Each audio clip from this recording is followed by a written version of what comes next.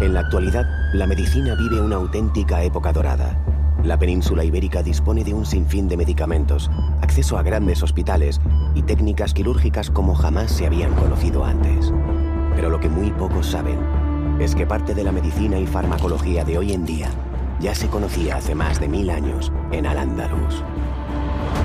Sus médicos eran capaces de colocar implantes dentales, sabían cómo tratar huesos rotos, se atrevían a operar cataratas y practicaban una cirugía muy avanzada para la época. Vamos a conocer el legado que los andalusíes nos dejaron en el campo de la medicina. Un gran regalo que sigue curando enfermedades en el siglo XXI.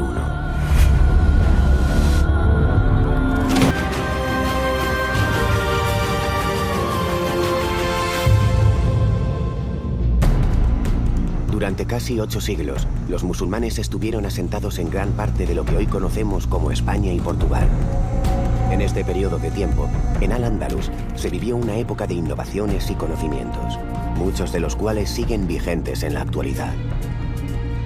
El legado científico de lo árabe en Al-Ándalus es sin duda una de las grandes capitales que posee la cultura europea y mundial. Algunos de los personajes de la España no andalusí venían a curarse con los médicos árabes, o sea, realmente era la cuna del saber médico. Se podría hacer una larguísima relación de andalusíes ilustres. Sin ellos no podríamos entender buena parte de los conocimientos actuales.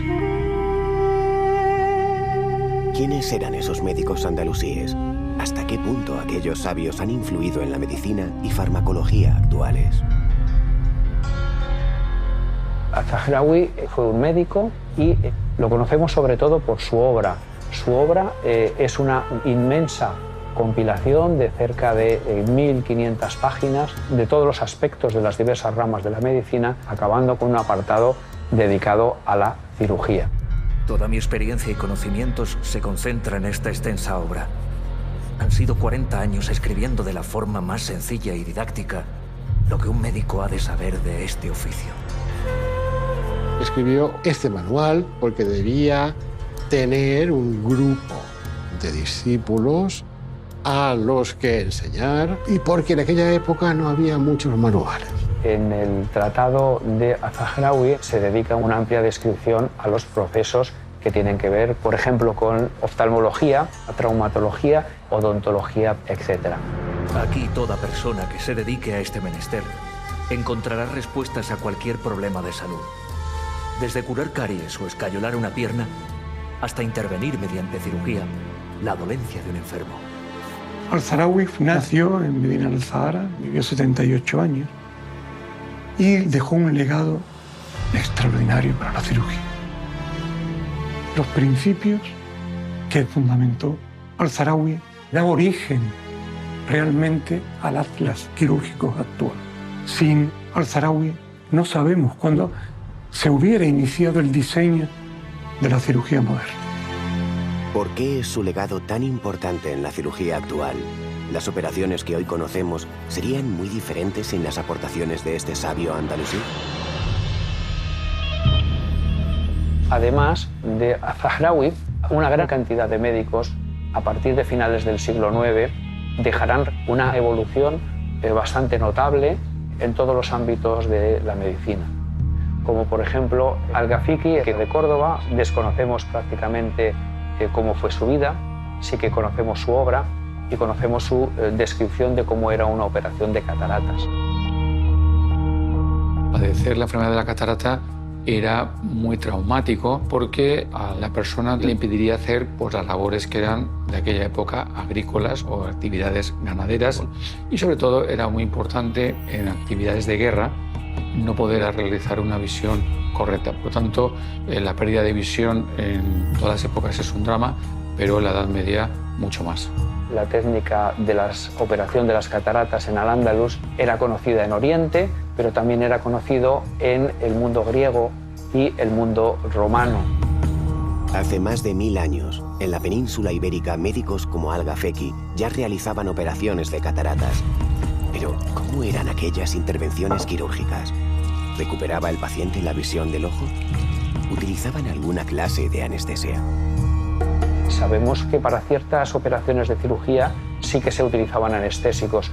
No se dicen para este caso concreto, luego podemos pensar que no. Al-Gafeki curiosamente describe cómo colocar al paciente. Él ponía al paciente de frente suyo, sujetaban la cabeza y entonces él accedía al ojo por la parte superior. Y con un punzón que tenía una cabeza puntiaguda pero triangular, se presionaba, se hacía una pequeña hendidura en la superficie y se presionaba el cristalino hasta que se desplazaba hacia un lado la catarata. Simplemente se retiraba el cristalino vitrificado, luego no se recuperaría más que parcialmente la visión. También explica detalladamente cómo hacer el posoperatorio, es decir, cómo tratar a ese paciente con manteca de cerdo, con aceite de rosas y el vendaje que había que poner para tener un posoperatorio que fuera menos traumático.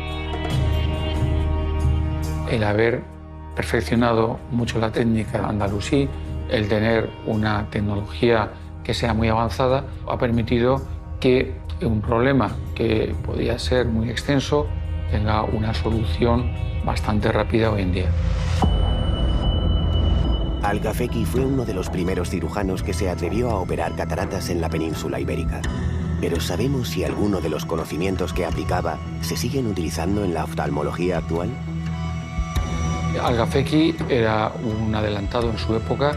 Él describe perfectamente una cosa muy curiosa que hacemos hoy en día, que es tapar el otro ojo que nos vamos a operar para evitar que hubiera movimiento. Entonces, al final, podemos decir que Al-Gafeki dio muchas pautas que efectivamente hoy en día se trasladan a nuestra época.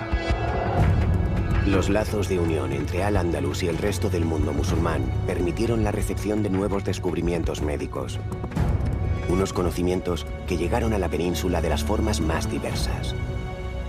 Hay una enorme cantidad de andalusíes que van a Oriente a hacer su peregrinación a la Meca y aprovechan para formarse en ciencias de la religión, pero también en astronomía, matemáticas y medicina. De modo que todos estos médicos que vuelven con esa formación en medicina acabarán contribuyendo a una elevación del nivel de conocimientos que se desarrolla en la península ibérica.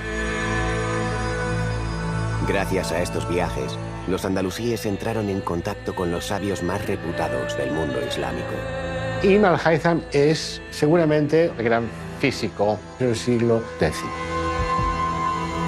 Es un hombre con una formación polifacética que incluye estudios médicos, estudios astronómicos, estudios matemáticos. Sabemos poco de su vida, pero sí que hay una anécdota común a diversas fuentes, que es la anécdota de hacerse pasar por loco. Ibn al-Haytham pasó a trabajar al Cairo como matemático y pasó al servicio del califa fatimí al-Hakim. Allí le ofreció el proyecto de crear una gran presa para que controlara las crecidas del Nilo, pero cuando se dio cuenta que como ingeniería no podía desarrollarlo y ante el temor de ser castigado por este califa fatimí, pues él se hizo el loco y se encerró en casa. De modo que durante 6 años se dedicó en casa a experimentar con la luz. El experimento más famoso es el experimento de las velas. Y hace que varias velas proyecten su imagen a través de un agujero mínimo que da una cámara oscura. De modo que un rayo de luz se acaba proyectando en la pared opuesta al agujero la imagen invertida. Es el principio de la cámara fotográfica y el principio también de la cámara de vídeo. La cámara oscura es un conocimiento muy antiguo. Los griegos lo conocían, por lo tanto no es una novedad para Ibn al-Haytham. Lo que es una novedad es el uso que hace de la cámara oscura para confirmar sus teorías. Y gracias a las aportaciones de la experimentación de Ibn al-Haytham, ayuda a entender cuál es el funcionamiento del ojo humano. Las innovadoras ideas de Ibn al-Haytham revolucionaron las teorías de la visión que se habían dado por válidas desde los tiempos de los griegos. En la época clásica, tanto Galeno como Platón como Aristóteles explican la visión como que sale un fuego ígneo del interior del ojo y cuando se junta con la luz exterior acaba formando la imagen.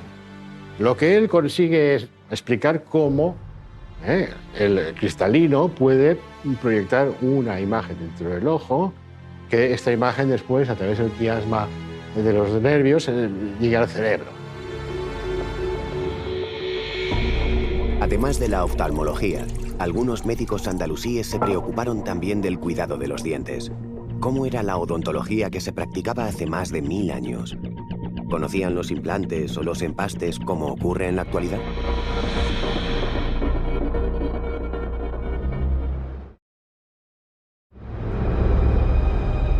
En el siglo XVI, Miguel Servet murió quemado en la hoguera. Su pecado: escribir varios libros que fueron denunciados como contrarios a la religión cristiana por sus posturas antitrinitarias. Además, este aragonés se atrevió a publicar una serie de teorías médicas que ponían en jaque el conocimiento sobre fisiología de aquel momento. Tradicionalmente a Miguel Servet se le ha otorgado el origen de la teoría de la circulación pulmonar. Miguel Servet nos dice en una de sus obras que la sangre no circula dentro del corazón, no pasa del ventrículo derecho al ventrículo izquierdo, sino que circula a través de las arterias pulmonares. Pero en el siglo XIII, un médico sirio-egipcio llamado Ibn an-Nafis escribió un tratado importante para la medicina. Ibn an-Nafis incluyó esta descripción 3 siglos antes que Miguel Servet. Por tanto, hay que decir que se adelantó en la descripción de lo que es el fenómeno de la circulación pulmonar. Miguel Servet recogió en sus obras las mismas ideas que Ibn an-Nafis había desarrollado en Egipto. ¿Cómo es posible que este descubrimiento pareciera calcado al de Ibn an-Nafis? ¿Pudo este aragonés tener acceso a la obra del médico sirio? ¿O quizás fue una simple casualidad separada por más de 300 años? Es posible. No puede descartarse que Miguel Servet conociera una idea similar que había tenido en el siglo XIII el médico filósofo Ibn an-Nafis. Ahora bien, los expertos en Miguel Servet y en general en la medicina del Renacimiento no ven un vínculo directo. Es posible que sea una idea poligénica, que ha nacido varias veces, más que no una idea transmitida. Hasta el momento no existen pruebas concluyentes de que Miguel Servet tuviera acceso a la obra de Ibn an-Nafis. Lo que sí sabemos es que tratados como el del cordobés al-Zahrawi han contribuido al desarrollo de la medicina moderna. El Tratado de al-Zahrawi es un documento de primer orden, porque nos explica lo que la medicina de la época era capaz de hacer. En el Tratado de al-Zahrawi encontramos que se dedica una amplia descripción a los procesos que tienen que ver con la odontología. Al-Zahrawi aportó muchas cosas al campo de la odontología, empezando por la prevención. La higiene bucal fue en Al-Ándalus siempre muy cuidada como un aspecto más de la higiene personal. No solamente Al-Zahrawi le daba mucha importancia a la salud bucodental, sino que el pueblo en general, en Al-Ándalus, en aquella época, tenía como que era de vital importancia. El Corán prestaba muchísima atención a lo que era la higiene corporal. De hecho, era un precepto necesario para ser un buen musulmán. Además, los musulmanes tienen que enjuagarse la boca como 5 o 7 veces al día. Es decir, es necesario antes de orar el tener limpia la conciencia, limpio el cuerpo, desde la boca hasta el resto del organismo. Con lo cual, esto es herencia del Corán. Cuando vemos los cementerios en Al-Ándalus y uno va a ver los arqueólogos, te sorprende cómo aparecen algunas caries, pocas, pero generalmente encuentras que las mandíbulas son bastante completas y bastante bien conservadas. Es decir, esa es la constatación real y efectiva de que esta higiene bucal era muy importante. Una buena limpieza de boca evita que los dientes se enfermen. Pero si, por desgracia, hubiera que extraer alguna pieza dental, hay que asegurarse cuál es la enferma, porque a veces el dolor engaña al paciente y se saca la muela sana. Al-Zahrawi entendía que había que tener mucho cuidado a la hora de hacer una extracción para que no se quedaran las raíces dentro del hueso, para que no se rompiera la muela. De manera que entendía que eso eran infecciones potenciales. En el tratado de Az-Zahawi encontramos tanto las restituciones de pieza o los implantes, como también los empastes. Resulta impactante saber que en el siglo X los médicos andalusíes usaban los empastes para salvar las piezas dentales de sus pacientes. Pero, ¿qué sustancias utilizaban? ¿Resistían tanto como los que utilizamos hoy en día?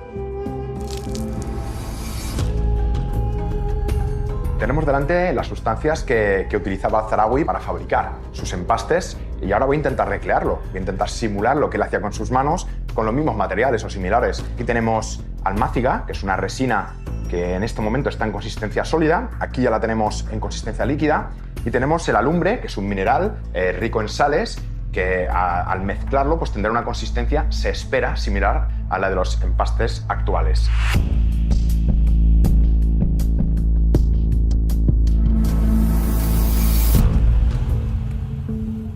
Vamos a compararlo con lo que es una resina compuesta de un empaste actual.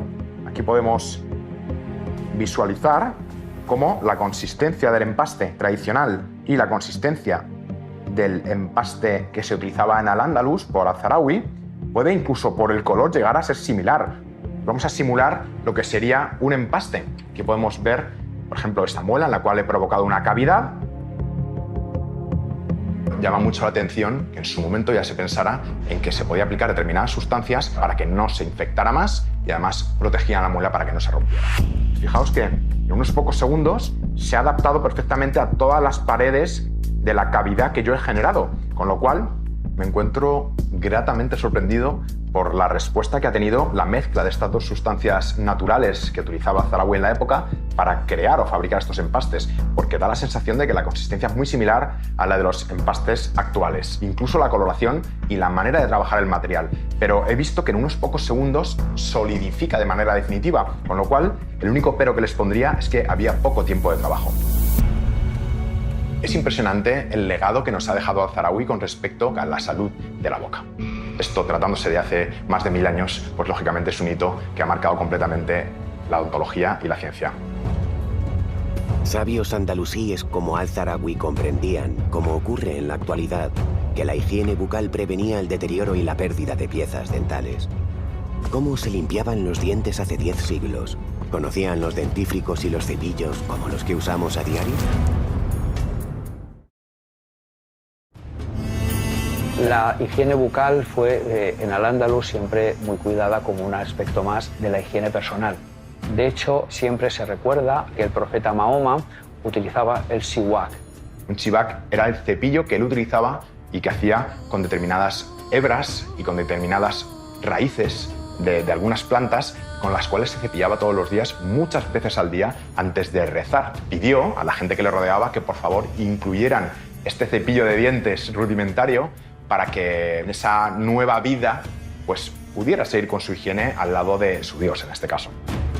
Los primeros musulmanes ya usaban unos rudimentarios cepillos de dientes para prevenir caries y posibles infecciones bucales. Esto nos lleva a preguntarnos si acompañaban el cepillado dental con dentífrico como hacemos en la actualidad. El legado que nos ha dejado Az-Zahawi con respecto a la prevención, verán, los dentífricos que utilizaron en la época eran precisamente para evitar que se forme placa dental, evitará que se inflamen las encías y así prevenir estas dolencias. ¿Sabemos cómo era aquella pasta de dientes que se utilizaba hace más de 1000 años? ¿Con qué sustancia se elaboraba? Ahora vamos a simular lo que era la pasta dentífrica de la época. De hecho, aquí tenemos el hidróxido de calcio. Para conseguir esta sustancia, los médicos de la época utilizaban sales cáusticas que mezclaban con agua destilada, la dejaban reposar durante 3 días y ponían un paño húmedo para conseguir esta consistencia de hidróxido de calcio. Aquí lo tenemos ya hecho directamente y le ponían algunas esencias de frutas, como por ejemplo esta esencia de uva, pues para darle un aroma a la pasta dentífrica que fuera más agradable para el paciente.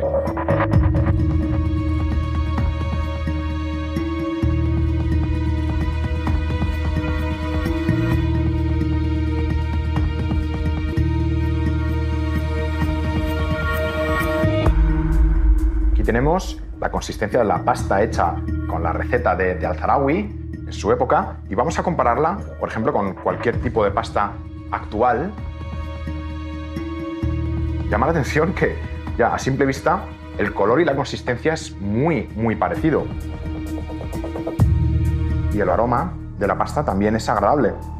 Puede llegar a tener incluso similitudes con el olor de algunos dentífricos actuales. El resultado me parece sorprendente y de hecho yo, como odontólogo, no tendría ningún problema en cepillarme los dientes con esta pasta. Desde luego, mal no me haría. Esta pasta sería tan efectiva como la que puedo comprar en un supermercado. Como ocurre en la actualidad, el cepillo de dientes y el dentífrico ayudaban a los andalusíes a mantener una boca limpia y sana. ¿Qué ocurría cuando estos métodos no funcionaban y se perdía alguna pieza dental? ¿Qué tratamientos proponían los médicos de aquel entonces? Cuando un paciente perdía un diente, pues ciertos médicos de la época tallaban huesos de animales como si fuera un diente humano y los implantaban. Y entonces con hilo de oro o con hilo de plata, apoyándose en las piezas que están bien fijas, se iba hilando alrededor del diente. Lógicamente, estos materiales que utilizaban en aquel momento pues no son estables en el tiempo y además en muchas ocasiones fracasaban. Pero esta fue la base de lo que es la odontología actual. La medicina bucodental que se practicaba en Al-Ándalus podía prevenir y curar muchas enfermedades relacionadas con la dentición, pero ¿estaba al alcance de toda la población andalusí? ¿Las clases humildes también tenían acceso a estos avances en el campo de la odontología? A pesar de que era la época de oro de la odontología antigua, esta no era accesible a toda la población. En realidad, cuando alguien tenía un dolor de muelas, se iba a la plaza de su pueblo y el primer barbero que encontraba le arrancaba la muela cogiendo su cabeza entre las piernas para que el paciente no se moviera y arrancarle directamente la muela. Y esto hoy en día, por supuesto, sería una locura. Los médicos andalusíes aconsejaban a sus pacientes mantener una buena higiene dental como medida preventiva para evitar enfermedades bucales. ¿Qué otras recomendaciones daban los médicos a sus pacientes para cuidar su salud? La alimentación y la higiene son los dos primeros pasos, forman los fundamentos de la medicina preventiva. La verdad es que la dieta musulmana introdujo cambios revolucionarios respecto a lo que en aquel momento en España los pobladores, fundamentalmente visigodos, hacían, porque incorporó alimentos de mucha calidad. Incluso hay una anécdota preciosa de Sancho el Craso, Craso que significa gordo, que quería ser rey de Navarra, pero que con ese aspecto tan grasiento y tan poco noble no podía serlo, y su abuela lo llevó a la corte de Ramán III. Allí lo puso bajo tratamiento el médico judío Hasdain Saprut, que le mantuvo 40 días a base de infusiones y haciendo ejercicio. Al principio a caballo y luego haciendo ejercicio más intenso, de modo que perdió suficientes kilos para que pudiera recuperar y demostrar que no era una persona incapaz por su obesidad para ser rey. Los médicos de andalusíes tenían muy en cuenta la dieta. De hecho, ellos heredan el concepto griego de dieta como manera de vivir para prevenir enfermedades y para curarlas. Esas enfermedades, por ejemplo, respondían o bien a cálculos biliares o algún problema digestivo. Se trataba con un tipo de alimentos muy fácilmente digestibles, dietas blandas, se eliminaban las frituras, es decir, algo muy parecido a lo que ha persistido siglos después para tratar las enfermedades digestivas. Para los sabios musulmanes, una alimentación adecuada ayudaba a mantener una buena salud. Uno de sus médicos logró relacionar cada alimento con los beneficios que aporta a nuestro cuerpo. Abenzoar fue uno de los grandes sabios andalusíes. Él nace en el siglo XI en Sevilla. Él escribió el Tratado de los Alimentos, donde describía todos los alimentos, sus propiedades y cuáles eran buenos o malos. Él recomendaba, decía, como muy buenos todas las aves de corral, el cordero en cierta manera, también los lácteos fermentados, los pescados, y hablaba, bueno, pues de que las frituras en general no eran muy recomendables. Él habla a favor de los frutos secos, porque hay que comer todos los días de eso. Esto lo ha demostrado hoy día al máximo nivel científico, que el consumo de frutos secos mejora y previene la enfermedad cardiovascular, alarga la vida. Entonces ellos, al hacer que esto sea un alimento, están dándole la máxima importancia.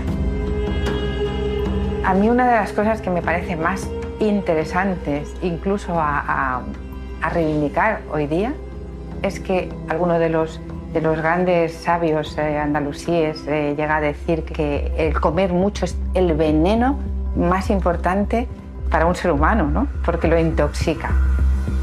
Los musulmanes sabían que la nutrición era una manera de prevenir y también de curar enfermedades. Pero si los alimentos eran insuficientes para sanar a un paciente, manejaban una larga lista de medicinas que contenían ciertas sustancias que aún se usan en la farmacología actual.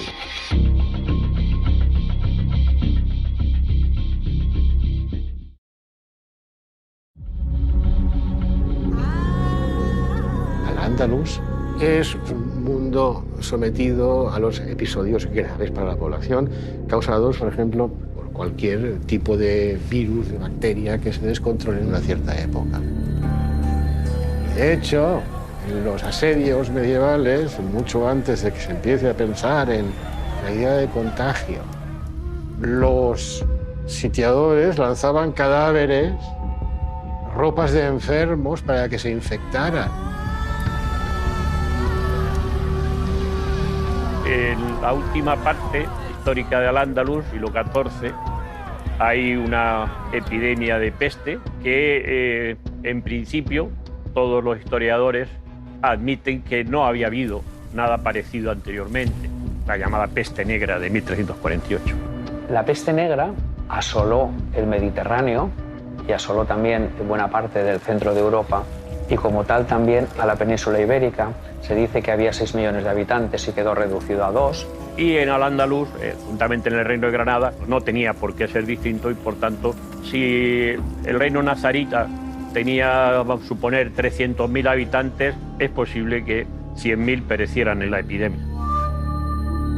Los médicos de la época dicen que en 24 horas desarrollaba síntomas y que incluso se moría muy rápidamente. Eso generó bastante pánico en la gente. La peste negra se llevó a un alto porcentaje de la población de la península ibérica. ¿Se enfrentaron los andalusíes a esta pandemia o interpretaron que era un castigo divino como ocurría en otros puntos de Europa? Ibn Hátima es un médico, un granadino muy importante del siglo XIV, que tiene que enfrentarse con la peste en Almería, y la vive y después nos la explica. En el Tratado de Ibn Hátima se recomienda la fumigación de viviendas, el aislamiento de enfermos, la limpieza de las ropas, la limpieza de la casa. Es decir, una serie de medidas que nos suenan hoy en día como muy actuales. Algunos sabios en ese momento tienen un atisbo, en principio, de evitar la enfermedad confinándose en sus domicilios, y no tuvieron problemas con la peste, pero esto hay que interpretarlo como una observación, no es una recomendación para la población. Ibn Hátima nos explica las circunstancias en que se desarrolla la peste. Y entonces es cuando aquí hay las observaciones interesantes. Observa que la peste se contagia de persona a persona. Esta idea de contagio es una idea revolucionaria para la ciencia de la época. En la medicina andalusí destacaron muchos sabios, pero hubo uno que brilló sobre el resto. Un médico cuyo legado aún perdura en la actualidad. En el tratado de Az-Zahrawi, en el Kitab al-Tasrif, encontramos que se dedica una amplia descripción a los procesos que tienen que ver con traumatología. Y es con Az-Zahrawi que se convierte en una disciplina médica articulada y bien organizada. La verdad es que fue un personaje súper revolucionario, porque podemos decir que es un autor que redactó su obra en el siglo XI. Por ejemplo, él ya habla de una especie de yeso que se pone en la dislocación de cualquier zona del cuerpo. Pues eso son escayolas. En lo que a huesos se refiere, he encontrado en elementos tan simples como la harina y el huevo la solución perfecta para que las vendas queden tan duras como las piedras. De esta manera, las piernas o los brazos quedan totalmente inmovilizados, disminuyendo por la gracia de Alá el tiempo de curación del enfermo. De Al-Ándalus nos ha llegado mucha información sobre médicos y curiosamente todos eran hombres. ¿Qué ocurría con las mujeres? ¿Podían ejercer esta profesión? Las respuestas las encontramos en el tratado de otro hombre, el sabio Al-Zahrawi. Al-Zahrawi era discípulo de Arif y Said, el cual fue el primer autor de un tratado completo hispanoárabe sobre obstetricia y pediatría. Al-Zahrawi, en su gran tratado médico, trató poco sobre obstetricia, porque no era común que los médicos del Al-Ándalus se dedicaran a la obstetricia, porque el pudor de las mujeres a presentar su cuerpo desnudo ante ellos les llevaba a rechazar la presencia de médicos varones. En el Al-Ándalus, cuando una mujer daba a luz, necesitaba una profesional. Las cabilas eran las matronas hispanoárabes andalusí. Asistían al recién nacido en su nacimiento y asistían a la parturienta durante la cuarentena, a la que visitaban periódicamente. Estas cabilas iban de un lado para otro, no solo en las grandes ciudades ofreciendo sus servicios, pero también a la población rural, ayudando cuando era necesario. Mucha de la forma de trabajar de la cabila árabe andalusí sigue vigente hoy en día. Con respecto al parto, se desarrollaba en la casa de las mujeres. La habitación tenía que estar ventilada, aromatizada. Las cabilas recomendaban que esperar a la ruptura de la bolsa, que se ha de hidratar la parturienta, que antes del parto ha de hacer ejercicio. Cuando la mujer estaba con la dilatación completa, la sentaban en una silla de parto. Nosotros disponemos de sillas de parto hoy en día y que pueden hacer que la mujer esté en posición totalmente vertical. O sea que muchas cosas coinciden con la forma de trabajar hoy en día. Socialmente suponemos que las cabilas árabes eran mujeres muy respetadas, simplemente porque eran las únicas a las que el juez, el cadí, podía llamar a testificar en determinados asuntos. Casos en los que el marido creía que su mujer no era capaz de concebir hijos y la quería repudiar. Entonces la matrona se encargaba de explorarla para ver si había algún tipo de malformación o algo que justificase que esa mujer no pudiera tener hijos. A nivel comercial también colaboraban en la valoración de las esclavas y no tenía el mismo precio una esclava que era capaz de procrear o de mantener relaciones sexuales que una que no lo tenía. Así que colaboraba en la fijación del precio de estas esclavas. Por lo tanto, era una labor muy compleja y variada. Además de la obstetricia, Al-Zahrawi investigó sobre casi todos los campos de la ciencia médica. Pero según muchos historiadores, fue en cirugía donde más destacó. Pero, ¿qué aportó realmente a las operaciones quirúrgicas? ¿Por qué es una figura tan respetada dentro de la medicina de hoy en día?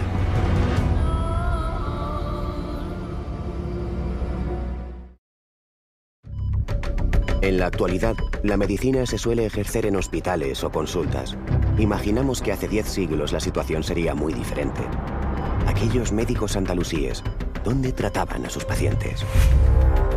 La medicina científica es una medicina relativamente cara, que está sobre todo al alcance de las clases altas.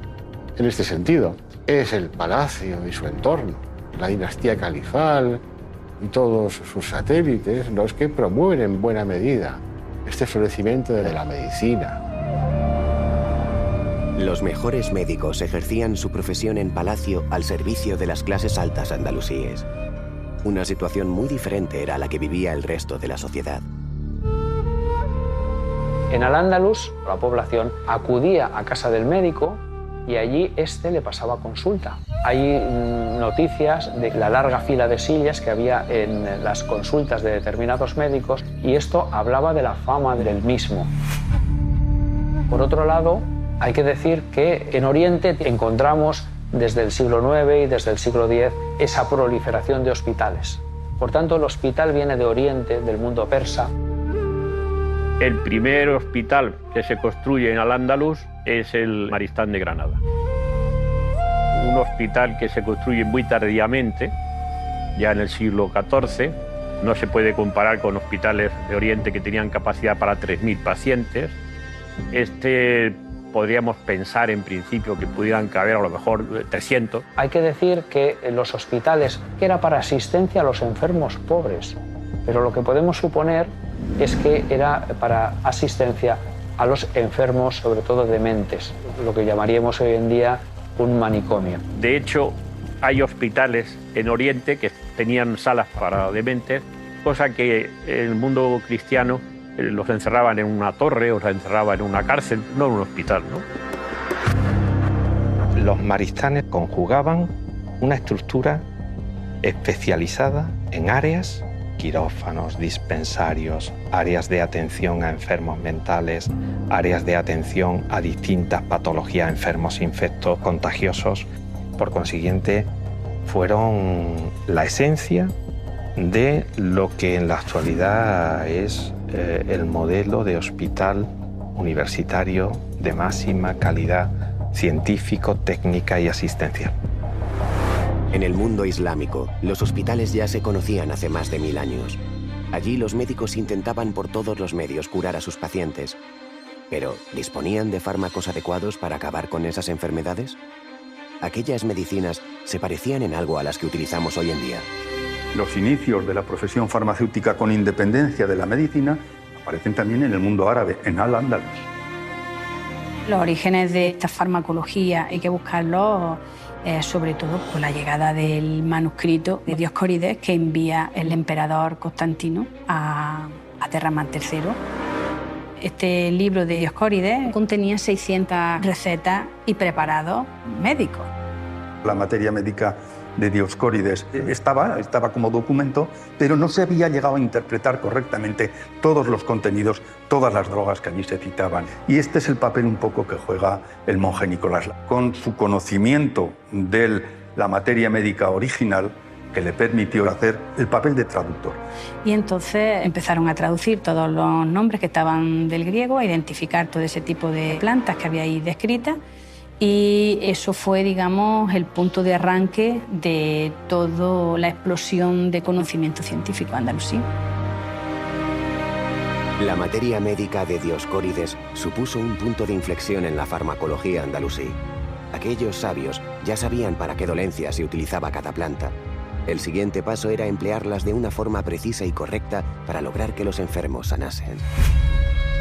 Los jardines botánicos de Al-Ándalus se plantaban especies que iban a ser utilizadas como remedio o iban a formar parte de otros compuestos. Hemos encontrado libros de simples, me refiero a especies vegetales que por sí tenían ya una utilidad, y luego tenemos también otros documentos que son los libros de compuestos, donde se decían medicamentos con más de un simple. Los mejores fármacos siempre se elaboraban en palacio. Allí los médicos experimentaban con todo tipo de compuestos en su búsqueda de nuevas medicinas. ¿Pero consiguieron ampliar los conocimientos que adquirieron del tratado de Dioscórides? ¿Hubo algún andalusí que destacó en el campo de la farmacología? Ibn Wafid es una figura importantísima dentro del desarrollo de la farmacología en el siglo XI. Es un autor que nació y murió en Toledo, en la corte de los Dunnún. Se le conoce como un médico de un carácter eminentemente práctico. La aportación más importante, no la única, porque tiene varios libros, pero la más importante es el libro de la almohada. Este libro de la almohada recoge muchas recetas para todas las enfermedades que él describe desde la cabeza a los pies. En el libro de Ibn Wafid, de las 900 y pico recetas o medicamentos, hay al menos 200 drogas nuevas, 200 utilidades, partes, digamos, de una planta que se utilizaban para hacer un medicamento. El libro de la almohada de Ibn Wafid aportó numerosas recetas que suponían una novedad para la farmacología de la época. Si esta ciencia vivió uno de sus momentos más álgidos de la historia, el campo de la cirugía tampoco se quedó atrás. Los musulmanes asentados en la península ibérica llegaron a practicar intervenciones quirúrgicas que nada tenían que ver con la curación de enfermos.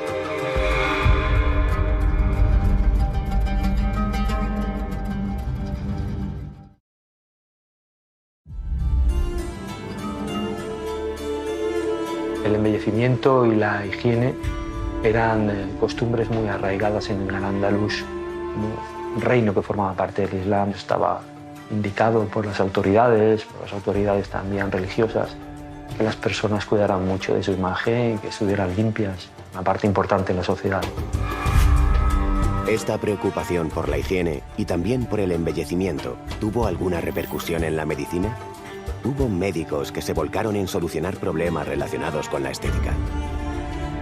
Si bien no era costumbre hacer intervenciones estéticas por embellecer solamente, sí había costumbre para hacer intervenciones con el fin de arreglar algo que estaba mal. Hay evidencias de intervenciones estéticas en Al-Ándalus. Por ejemplo, narices gordas o grotescas o personas que tienen los labios muy gruesos y que al sonreír no muestran los dientes, orejas mal formadas. También aparece descrita en los tratados de Al-Farawi. En el campo de la cirugía plástica estética hay documentos muy antiguos. Por ejemplo, en la India antigua ya había tratados donde se explicaba cómo hacer una reconstrucción nasal. En Grecia hubo publicaciones también importantes de algunos procedimientos estéticos, pero sobre todo en Al-Ándalus se habló con más claridad de cirugía plástica. Entonces, la cirugía plástica actual le debe muchísimo a las publicaciones de Al-Ándalus de esa época. Si los médicos andalusíes se atrevían a hacer intervenciones para corregir defectos físicos, ¿qué otras operaciones quirúrgicas realizaban? ¿Utilizaban técnicas que aún se emplean en la cirugía actual? Al-Farawi, en el Tratado Al-Tasrif, él menciona técnicas quirúrgicas convencionales, como es el uso de la seda como material de sutura. Seda que todavía hoy utilizamos exactamente igual. También utilizaban tripa de animales, tripa de gato, para ligar vasos, para hacer suturas, porque las tripas de gato es material biodegradable y el cuerpo lo absorbía.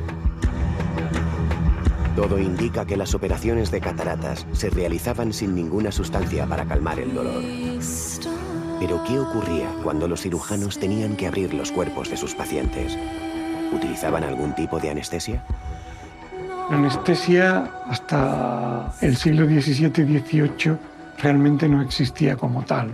En estos tiempos lo que se hacía realmente era aplicar belladona, aplicar ciertas raíces que hacen de depresores del sistema nervioso central, alcohol y poco más.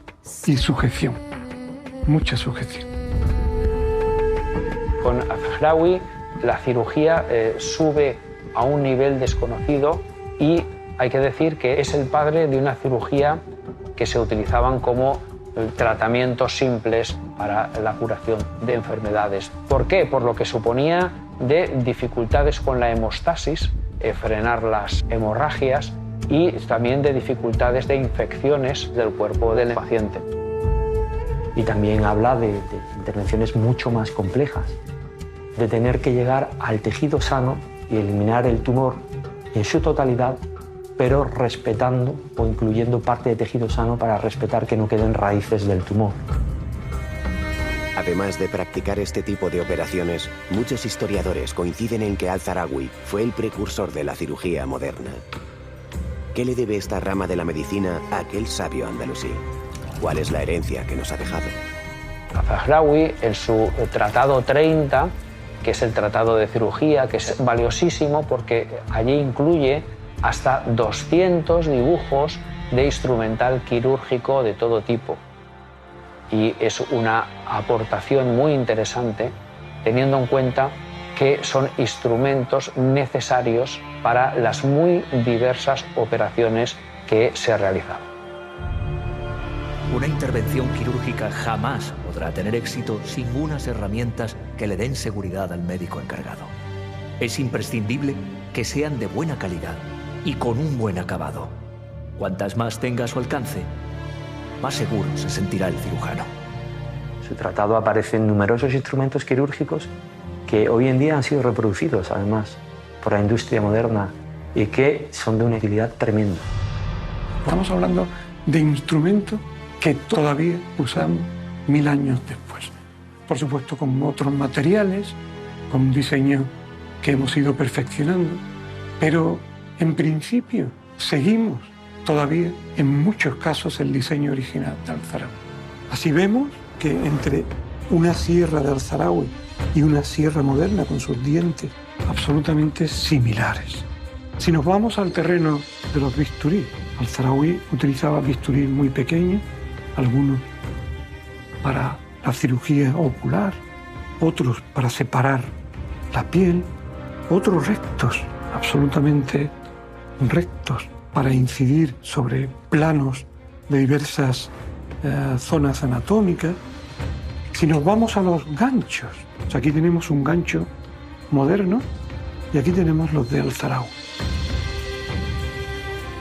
Si nos vamos a la cauterización, para cauterizar tenemos hoy día bisturís eléctricos que enchufamos a la corriente y que cambiamos.